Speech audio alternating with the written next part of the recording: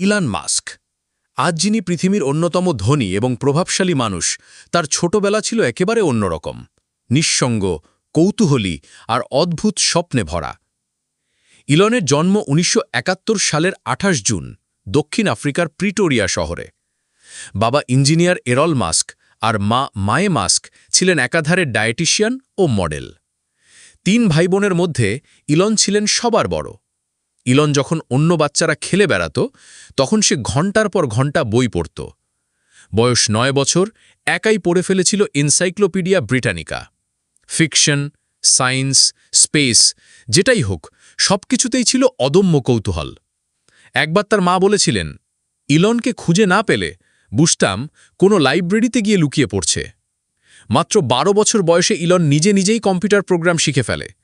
নিজেই বানায় একটা গেম, ব্লাস্টার। অবিশ্বাস্য হলেও সত্য, সেই গেম সে বিক্রি করে দেয় $৫০০। এই বয়সেই তার মধ্যে উদ্যোক্তার বীজ রোপিত হয়েছিল। ছোটবেলায় ইলন ছিলেন খুব চুপচাপ আর শান্ত স্বভাবের। স্কুলে তাকে নিয়মিত বুলিং করা হতো, মারধরও। একবার তো তাকে ধাক্কা দিয়ে সিঁড়ি থেকে ফেলে দেয় সহপাঠীরা, যাতে সে হাসপাতালে ভর্তি হয়। কিন্তু সেই কষ্টই তাকে আরও শক্ত করে গড়ে তোলে। ইলনের ছোটবেলার সবচেয়ে প্রিয় বই ছিল দি হিচহাইকার্স গাইড টু দ্য গ্যালাক্সি।